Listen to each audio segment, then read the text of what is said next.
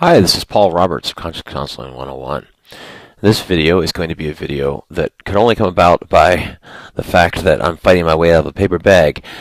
How do we, in this world where everybody through the internet and other various high-tech tools that we have a sense that we're all on the same level? We are all human beings. We are all on the same level as far as our plight with mankind and our own conscious understanding of our mortality and our souls and our death and inevitability of that and what we do in life and how we affect other people as we go through life and how we affect ourselves and what measure is acceptable, what measure is good and honorable and doing unto others in love through Jesus' teachings as we would want done to ourselves, and what level would go beyond that to service of money or the things of mankind.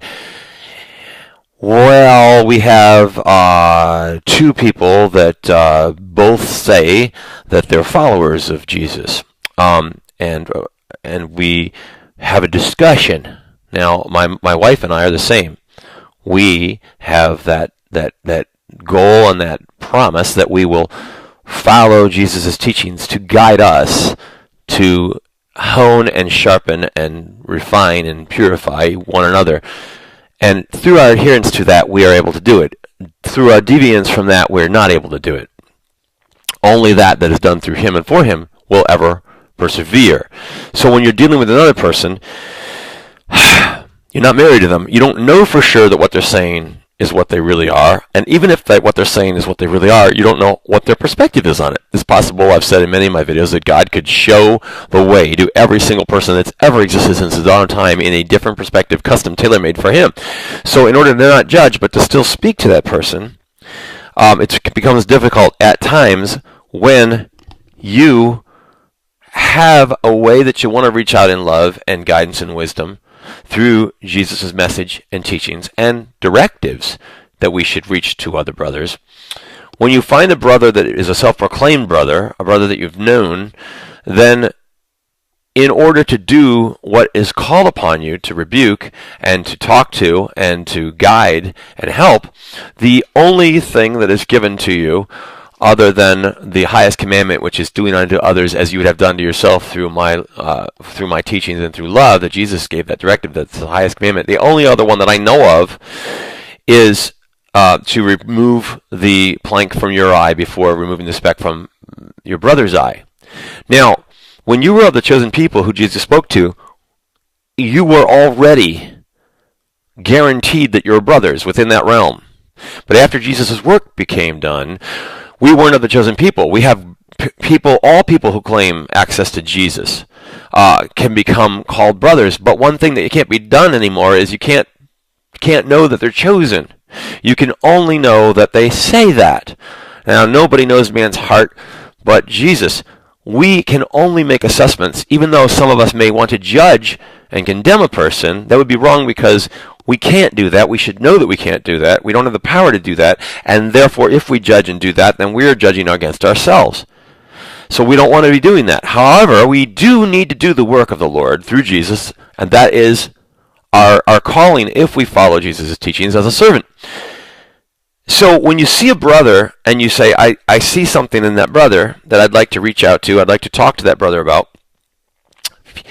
right off the bat, you're in jeopardy of stumbling and falling in error because you don't even know that he's a brother. You approach all, the lowliest that you think is as far away from God as possible, to the one that says he's right next to him, the same way. You don't want to be like the Sadducees and the Pharisees that said you were steeped in sin at birth and make a judgment like that. You don't want to do that. You don't want to not give, like don't throw your pearls to swine. This was because the chosen people were not swine. They were chosen. This directive was given because those that were not able to graft onto that were considered swine, and that chosen people that now many people will say they served an angry God because they were told to condemn and push down and kill all others that are outside of their realm. We don't have that. We have the ability of all to come to God through Jesus, through the torn temple curtain, and through the work and the parables and the teaching that Jesus has given, and the Holy Spirit that he said would come. We have the ability to have that for ourselves and to claim that for ourselves through faith. If it's real, and I can't say it's real, this is all faith. You'll find many people that do say it's real. And that's fine. You can say whatever you want. But when you go and use those tools to reach out to another person, the one thing that you have to know is you can't know. So now here I am talking to someone who says, looking for the first opportunity to say, you don't know what you're talking about, you're condescending, you're looking down at me. What they do is they take this jaded look that you must not be any greater than anyone else, and so you must be therefore doing that. But you don't get the credit that you might not be. So in that sense, they're judging you. They're making an assessment. Hopefully they're not judging me. Hopefully they're not judging my soul and my path and my drive. I don't even know. So I have to just assume that's an assessment. And I have to assume that everything's fine there. But then I look to the things. I'm not seeing guidance that's coming back based on the word. I'm seeing derogatory lash-out comments. I'm seeing things that can't possibly be productive unless I was wrong somehow and I'm not what I say that I am. Then somehow I would be put in my place and I would be corrected. But they had to make the assumption, just like I'm making an assumption, there could be something that needs to be worked on there. They had to make the assumption that I am fallible and I'm off kilter. But in order to show me that I'm off kilter, they have to be able to show me through the word that we're respecting, that I'm living by, and telling them I'm living by. How? I have no patience for my wife, no patience for others in the world that are not willing to do that. Because what they do is, whether they realize it or not, they can't bring a high enough level of teaching to me to make me respected enough to delve into it and look and see whether it's my Father's wishes or not. If they can't do that, they've already failed. Now, when I approach somebody else, I'm not coming from Paul. I may use a circumstance in life that we're going through, like Trump or different things that are happening in the world or current events and things like that, to start off. But every approach I take is based on the spiritual journey from the word and the teachings of Jesus. So, and the argument takes place the entire time on that level of love. There's never a derogatory comment. There's never a judgment, even if it might be perceived as a judgment. That's a weakness on the other person's part to think that I'm looking into their heart. I don't know. I'm making judgments based on what I see in the physical realm. There's never a, I have done with you. Many people have said that to me in the past. Cults and things that I've talked with and tried to talk with and try to help. They'll eventually say I'm not teachable, and they'll turn away from me. And again, when that happens, you know they're not of God, because we saw through the parable of the Good Shepherd that you'll go to the ends of the world for that one sheep, and the angels rejoice when one person comes back, when the prodigal son returns. So anybody that would ever turn away from you, you know, finally, when that's done, that they weren't what they claimed to be. Now, that's not a relief, because you know they're not reached. It's just an affirmation of faith that they would do what couldn't be done through the faith that you have. And so you know they're not of that. It's still a tragedy, because my time with them, I was not able to reach them. I even sent letters to them afterwards saying, what if I was that lamb? I sent a little picture on the email and say, what if I was that lamb? You left me. Trying to say, appeal to Jesus' teachings that everyone should understand that Jesus wouldn't do that. His parable would not leave a person so long as they would be willing to walk with him to the end of the earth and listen to what they would have to say. They gave up. That's an easy one. It's a sad one, but it's an easy one. Well, I have other people that might not give up, especially if they're family or relations like that. So they go with you for a longer walk, maybe because they're going to be affected with you in other ways, and they'll always be your family. Whatever. So they don't leave you, but they really do leave you. And this is kind of like what Jesus said about you'll have to be willing to leave your brother and father and mother if you have to. Because you've got to put the anchorage of Jesus' word first, no matter what any other person says that Jesus said we shouldn't be calling them Father anyway. You have to be willing to do that. And this is a sad, sad state of affairs. I should not care any more for my family than I would for those others that would walk away and not care.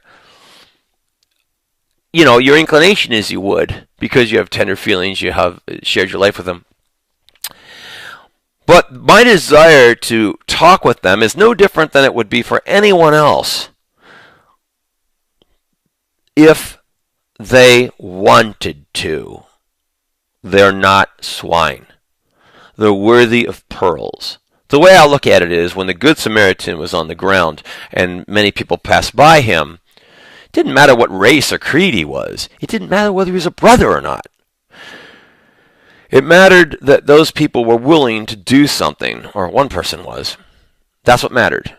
So I look at, because we are not chosen people, we're not automatically brothers, I look at that Good Samaritan thing to take that last final commandment, strongest commandment that Jesus gave at the supper, final supper before crucifixion, that do unto others as you would have done unto you, brothers, in love with my instruction. I look at it and I take it another step.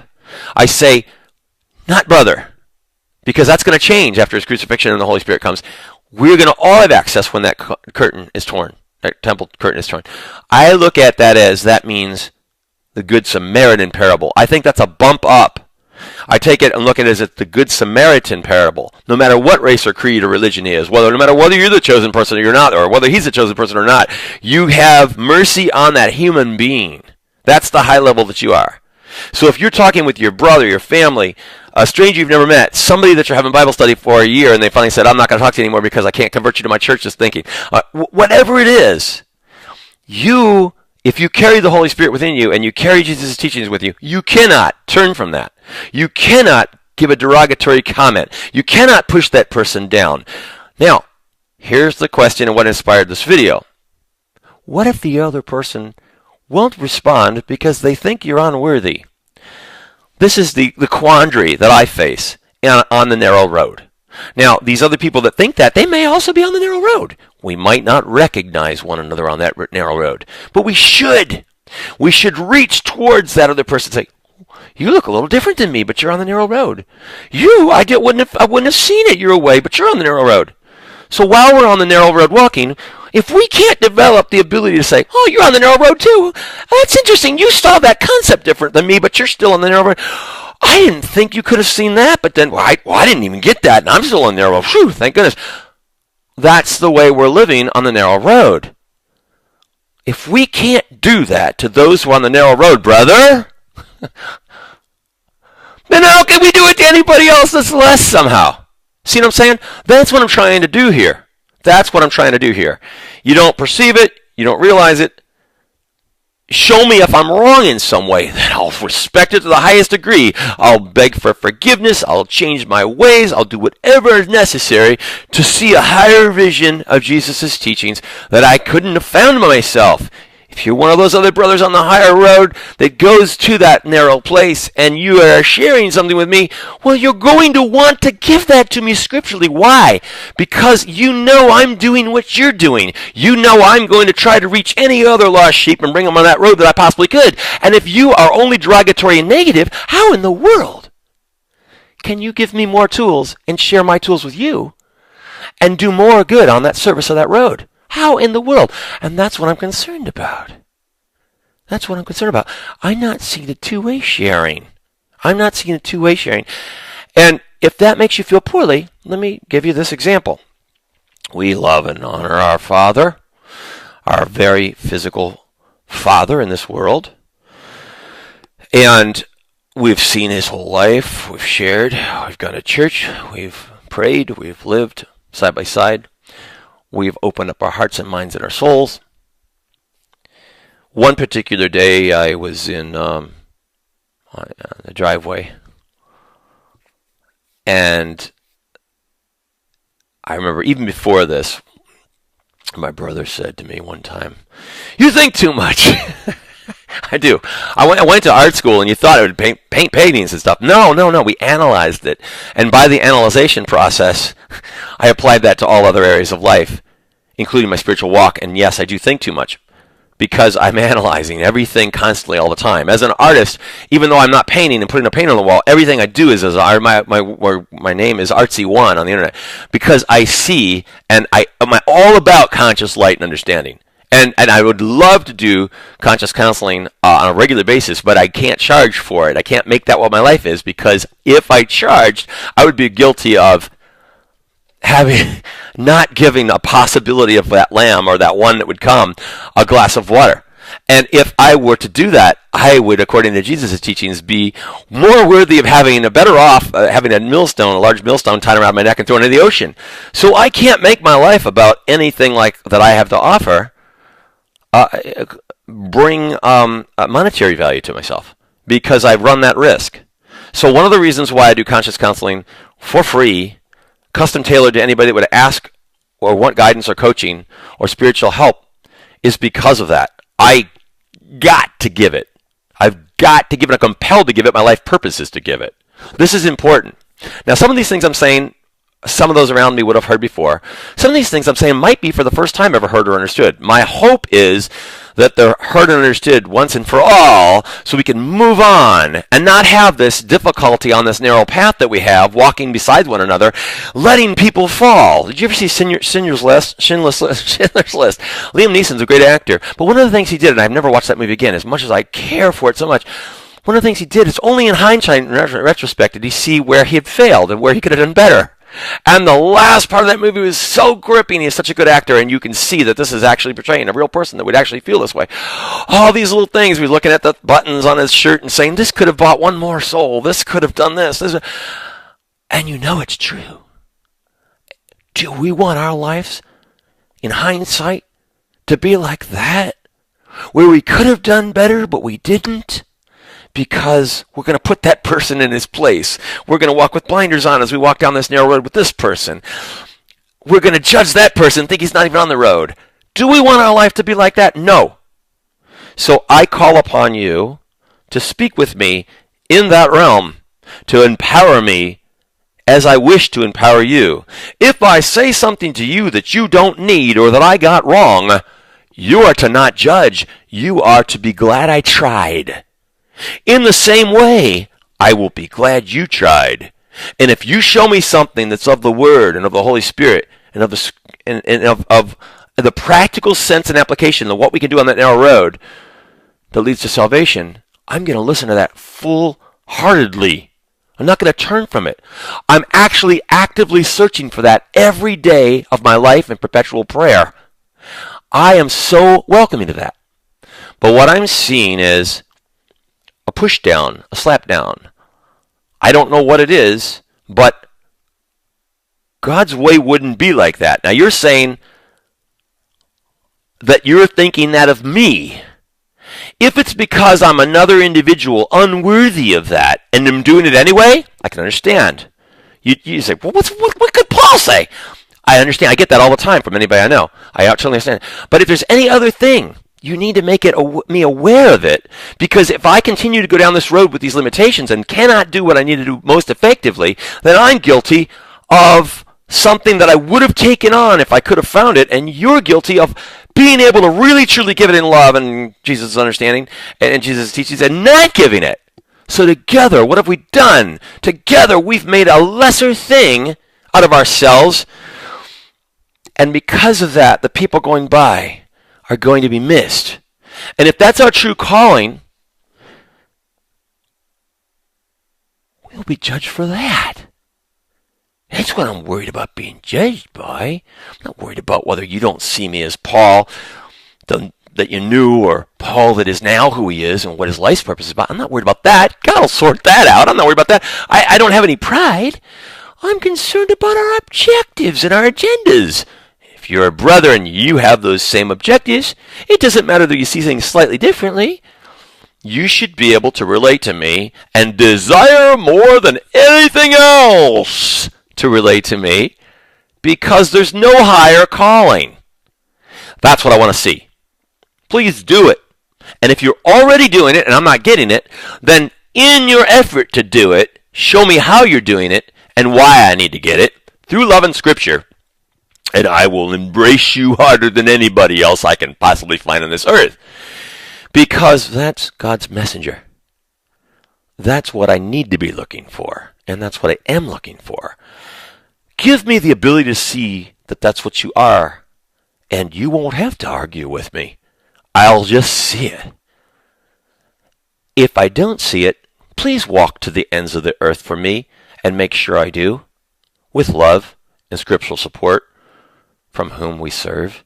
That's what I ask of you. Thank you. And everyone else that's listening, if you're one of those people that can understand what I'm saying, please do the same and know that I will do the same for you. That is the highest calling I, at this time in my life, at age 51, could come to. I've had that highest calling, working towards that since I rededicated my life about 25 years ago. And every day is a new journey, but it's always the same journey. You learn new things. You want to welcome those things. You want to welcome those things for yourself. You want to welcome those things for your purpose. You want to welcome those things and offer them and share them to others, whether they're on the road or not or can't even be known. This is the purpose in life that I've chosen. Of course, I have to make money and raise my family too. That makes it a little bit hard, but I have to have faith, believing that that's supposed to be all part of it. I remember when I used to do Taekwondo and martial arts, and when the point came to the class where you had to teach, you go, oh man, I want to keep learning. I don't want to teach. And the teacher would always say, well, through teaching you learn. And it's true.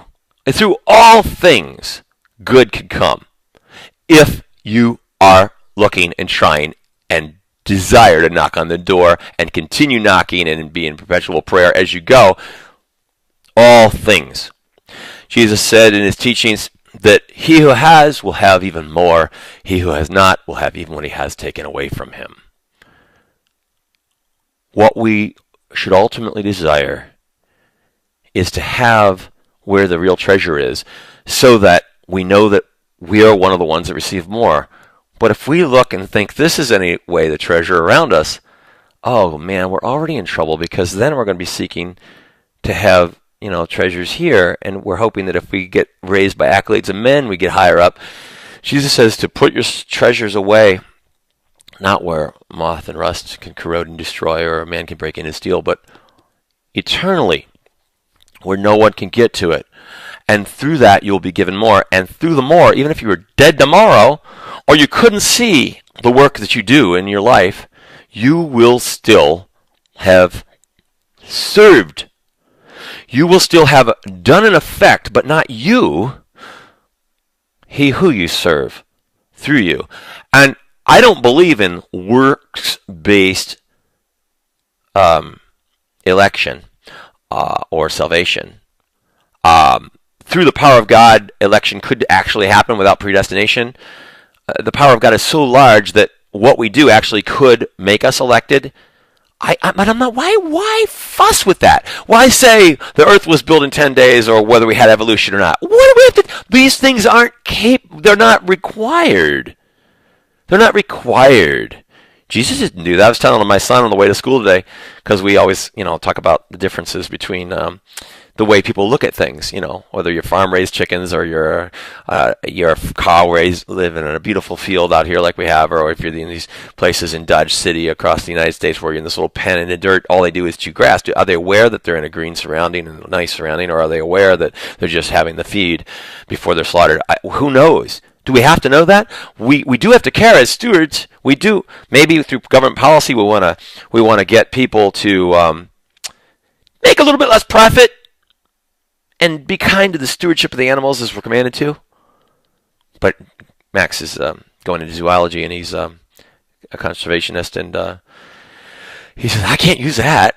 Nobody will listen to anything God says on my walk. And I say, no, I know he won't. But in your heart, you've got to be a leader in society, even if they don't know why.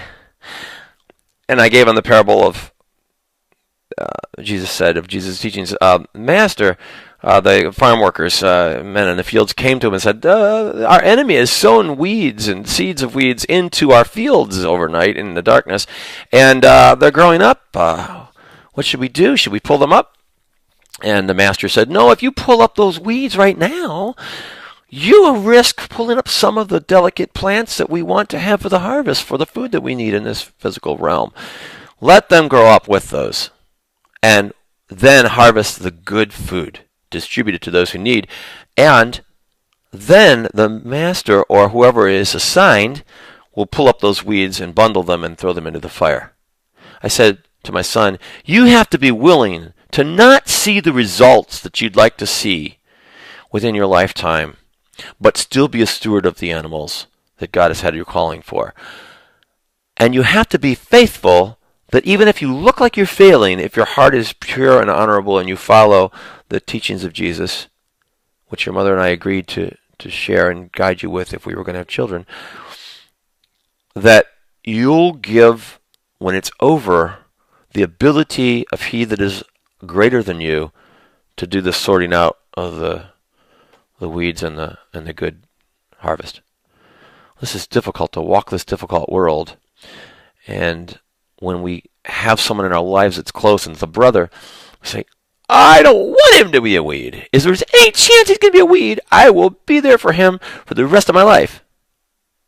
But then at the same time, I say, what if he's not a weed? I hope he's not. He gets angry when I act like he might be. So let me reach out to him. If he says on this narrow walk with me, look at this, Paul, in God's love and teaching in Jesus' words. Oh, what a relief. And then our mutual propelling of one another becomes what it should be. But if we neglect that, then that's bleak for us. But each one of us can only reach out. It has to be perpetual, though. It has to be mutual. If we don't, there's a failure. And we cannot allow that failure any more than Schindler, or we will cry and weep greatly when we realize with much more perspective later in life what we could have and should have done. That's where my energy comes from. The creative idea that, oh my gosh, it's so much bigger than I could possibly even think. Let's act as if it really is. I don't know. I have to have faith. Let's act as if it really is, because there's a potential for greater loss there if we fail than this paltry place we live in with all this human disaster and failure here. Well, let's act as if that matters most. That's storing up your treasure in the kingdom of heaven. I remember they talked about that when my grandmother died, and I knew in my heart that she had done that. She had stored up her treasure in heaven. And I was so thankful that a man was put in that spot to say that, because when you need to be comforted, you can only be comforted by Jesus' words. And I knew it. I want to be that same thing. And I want every member of our family to be that same way. And I want people I haven't even met, don't even know, to understand the power of those things. And I do all this without knowing that God exists, just like you. I do all this without knowing that Jesus exists, just like you.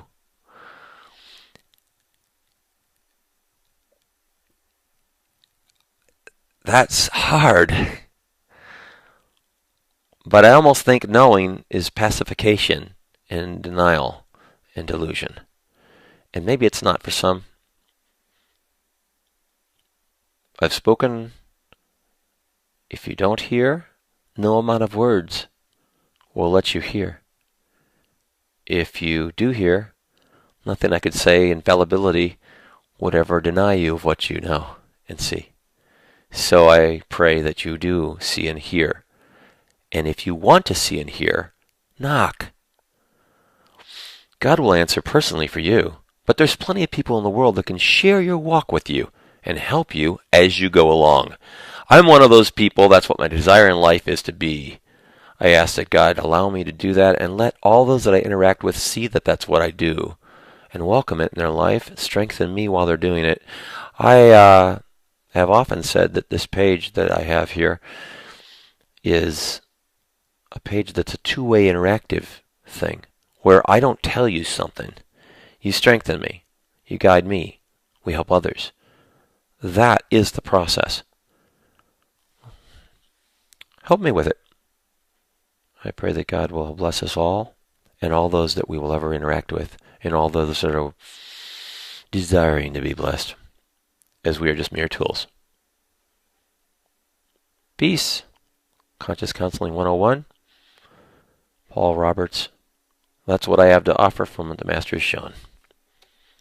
It's humble. View count's low.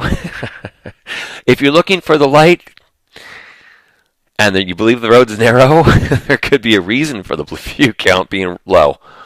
If you think somehow I'm off and I need to be more corrective, do it. I'm not going to turn you away.